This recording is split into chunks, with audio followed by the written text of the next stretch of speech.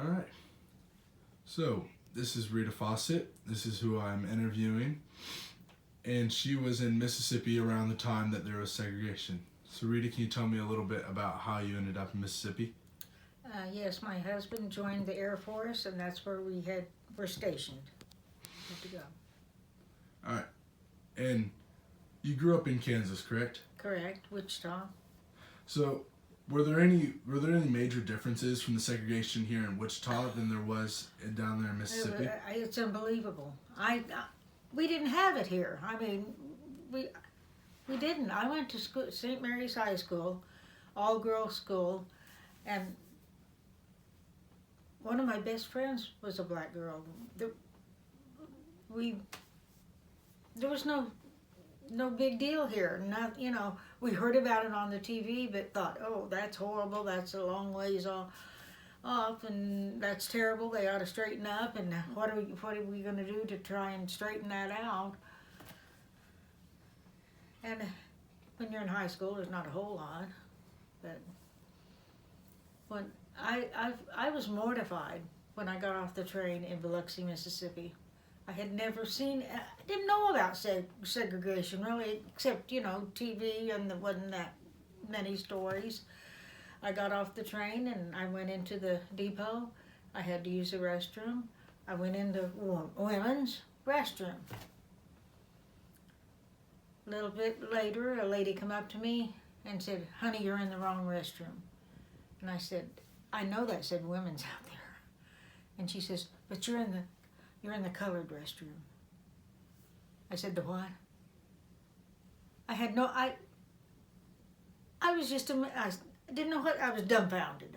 She says, "The colored restroom, you're in the colored restroom, and the one for the white people is over here, I'll take you." And she took me over there. The difference in the two women's restroom, couldn't believe it. How much nicer the white one was than the colored. Went to a water fountain to get a drink. Colored water fountain. I saw it before, so then I knew what was going on. I thought, what is this? Made me sick. I couldn't believe it. Would you say that it was a lot different from what you've seen on TV? Yeah, when you're there and it's personal. It's not like when you see it on TV. It's like a movie. Could that they're exaggerating or whatever. You see it in person and it's like, oh my God, how can they do that?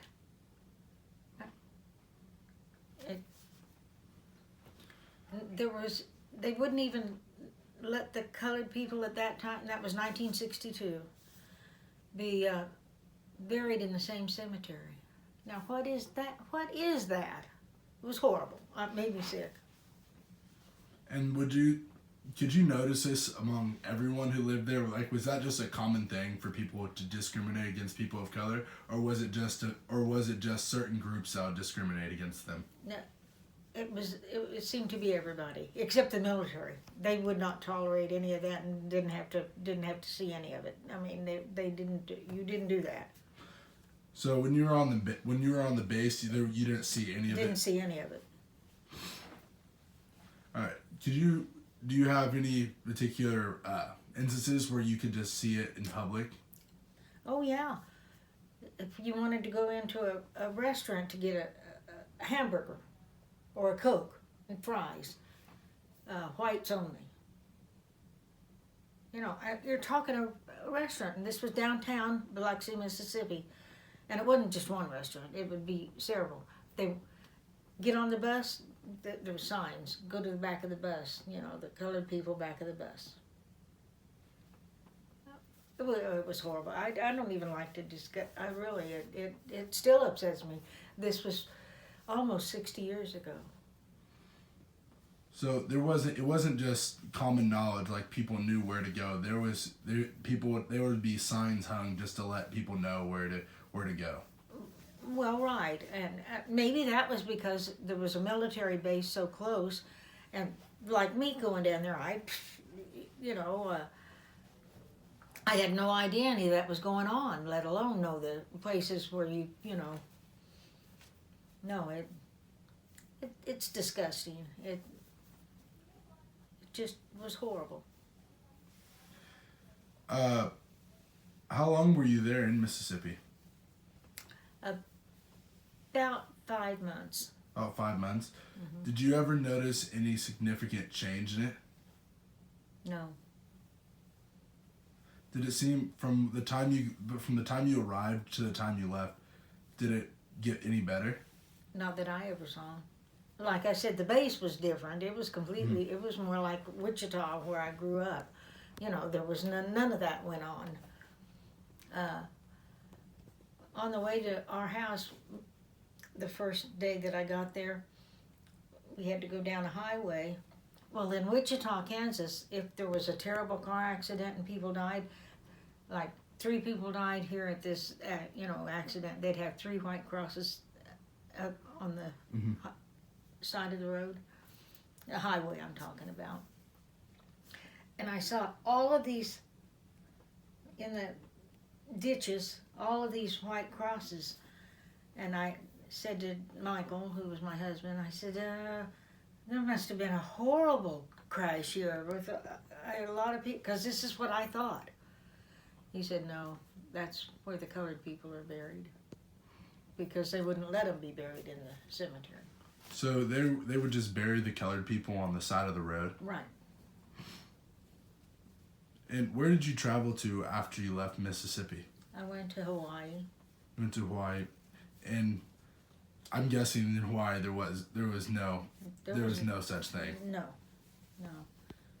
And from there I went to Topeka, Kansas, and there was nothing like that there either. I never wanted to go back to a place where it was ever like that again, ever. Now, a few years ago, I did go back to Biloxi, Mississippi with Jerry, and it had changed. I can say it had changed, but I mean, that was 65 years, not 65, 60 years later, almost 60 years later.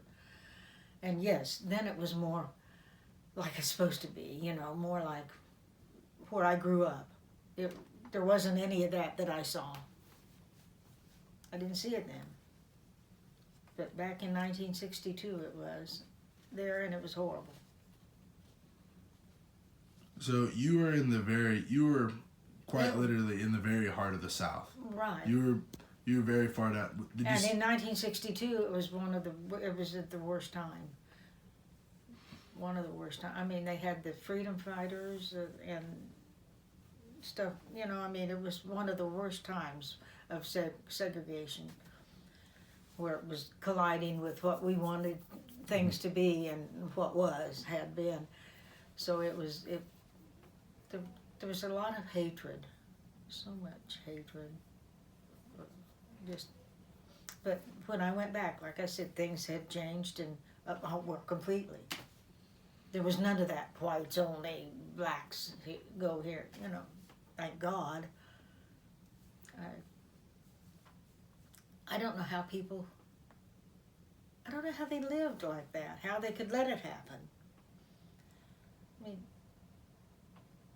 it's not even being human to people. I mean, anyway, no, it was horrible. Would you say most of the black people at the time, did they ever try to stand up to it, or were most of them just going with the system? They were going with the system. They were afraid to stand up. Something had happened to them. That was sad, because they felt like everybody would be against them, and so many times, often that was true, because here the government, the buses, city buses, get to the back of the bus, and that was a city. That wasn't just people walking down the street. That was a ruling from the city. Don't come in your restaurant. Well, that could be per owner, I suppose that wasn't anything that was, law down there, but still, they didn't want to stand up. Well, why should they? Why should they risk? Yes, they should, stand up for themselves, but why should they risk their family dying, getting hurt? They were still lynching people. was no. Would you say that the Klan was still prominent around this time? While I was down there, I didn't hear anybody ever talking about it. I mean, you know, but there again, I was military, and so we didn't live on base because he wasn't an officer. We lived in the back bay area, which was my backyard was a swamp.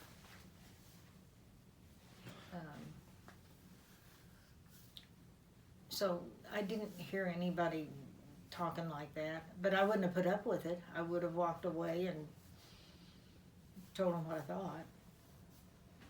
Of course, I was young and wasn't going to put up with any of that. No way. And the area I lived in, I didn't.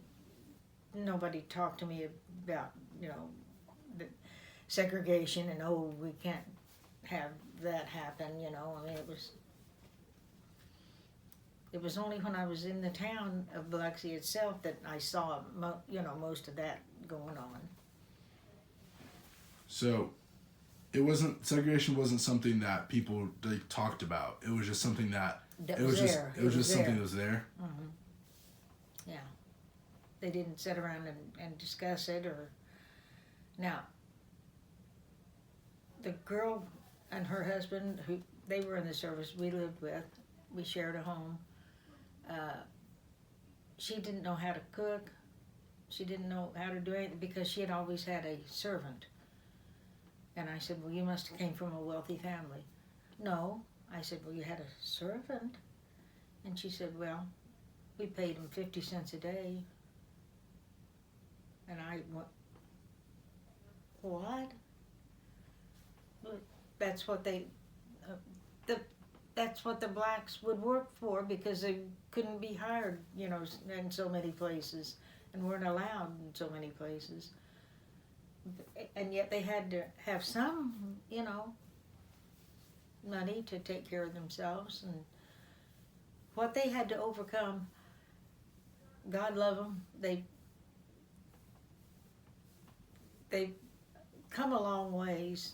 Long ways, and they've had a struggle and a half. God willing, nothing like that would ever happen again. And I was, just to wrap things up here, I kind of want to hear, how did you see things change over time? Because you might not have been there to witness it, but how would you describe just seeing things change, even if just witnessing them on the news? Just on the news? Because you saw that because of the laws and John Kennedy, things got more relaxed and education became available for the black, youth. When they were more educated, they could get a better job because John Kennedy said, you won't say you can't work here because you're black. So they started being able, well, naturally, once they could work, get a better education, they could get a better job. They could improve their lives and their children's lives, and things started getting the way they should be. So would you say that when black people could start getting the same education as a white child, would you say that's when improvement really started? That is when it started. And would you credit that success to John F. Kennedy? I would. And his associates and what he pushed for and the things he believed in. Because he believed in equality. He believed we were all equal. And he stated that many, many times. And do you think we've reached that goal today in America? I think we have. I think that things have come so far that they'll never, ever go back. And they, okay, maybe in a way you could say they've proven that if you allow everybody to have the same education and build themselves, you become a better America. Education is the key.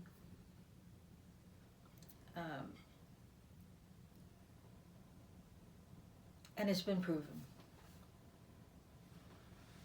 All right.